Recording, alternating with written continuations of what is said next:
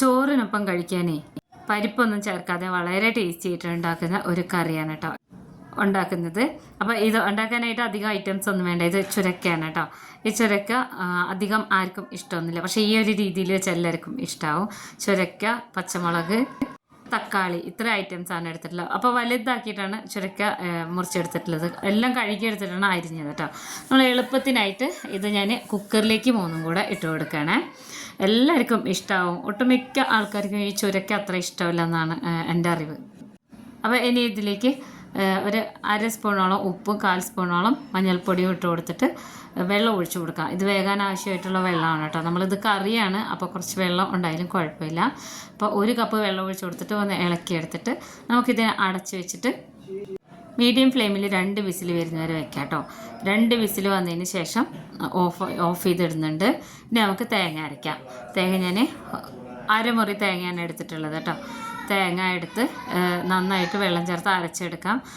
വളരെ ഈസിയാണ് കേട്ടോ അതുണ്ടാക്കാം. അപ്പോൾ തേങ്ങ അവിടെ റെഡി ആയിട്ടുണ്ട്. ഇനി നമ്മൾ നേരത്തെ സ്റ്റവ് ഓഫ് ചെയ്തിട്ടുണ്ടായിരുന്നു. ഇനി നമുക്ക് കുക്കർ തുറന്ന് നോക്കാം. നമ്മുടെ ചുരുക്കയൊക്കെ വെന്ത് വന്നിട്ടുണ്ട് കേട്ടോ.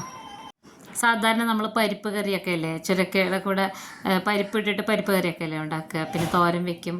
പക്ഷേ എനിക്ക് ആദ്യമൊന്നും ഇഷ്ടമുണ്ടായിരുന്നില്ല. ഇങ്ങനെ കറിയൊക്കെ ഇങ്ങനെ വെച്ച് ഈ ഒരു രീതിയിലൊക്കെ വെക്കുമ്പോൾ ഭയങ്കര ഇഷ്ടമാണ് കേട്ടോ ചോറിൻ്റെ കൂടെ കഴിക്കാൻ വേണ്ടിയിട്ട്. അപ്പോൾ ഇനി ഇതൊന്ന് നന്നായിട്ടൊന്ന് ഉടച്ചു കൊടുക്കണം എന്നുള്ളവർക്ക് ഉടച്ചു കൊടുക്കാം. ഞാനിവിടെ അധികം ഉടച്ചു കൊടുത്തിട്ടില്ല കേട്ടോ. ഇതിങ്ങനെ നല്ല ടേസ്റ്റാണ് ഇങ്ങനെ കടിക്കാനൊക്കെ. അപ്പോൾ അരച്ചെടുത്തിട്ടുള്ള തേങ്ങ ഇതിലേക്ക് ഇട്ട് കൊടുത്ത് പിന്നെ ഈ മിക്സിയുടെ ജാറിലേക്ക് കുറച്ച് വെള്ളം ഒഴിച്ചിട്ട് ഒരു 1/2 കപ്പ് വെള്ളം ഒഴിച്ചിട്ട് അതും കൂടെ ചുഴറ്റി എടുത്തിട്ടുണ്ട് കേട്ടോ. പിന്നെ നമ്മളിതിൽ എക്സ്ട്രാ ചേർത്ത് കൊടുക്കുന്നത് പുളിയാണ്.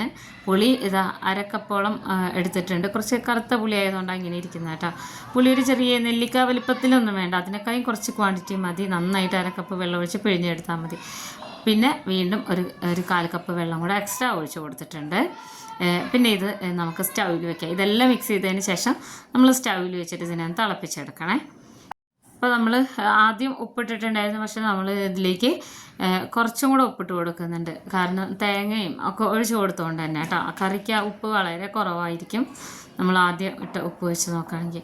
എന്നിട്ട് മീഡിയം ഫ്ലെയിമിലിട്ടിട്ട് ഒന്ന് തിള വരുന്നവരെ ഇങ്ങനെ ഇടയിലിടയിലൊന്ന് ഇളക്കിക്കൊണ്ടിരിക്കണം കേട്ടോ. നല്ല ടേസ്റ്റാണ്. പരിപ്പൊന്നും ചേർക്കാതെ ഉണ്ടാക്കുന്നൊരു പുളിങ്കറി. പുളിയൊരു ഇച്ചിരി ഒന്ന് കൂടിയിരുന്നാലും കുഴപ്പമില്ല, ഒത്തിരി കൂടരുത്.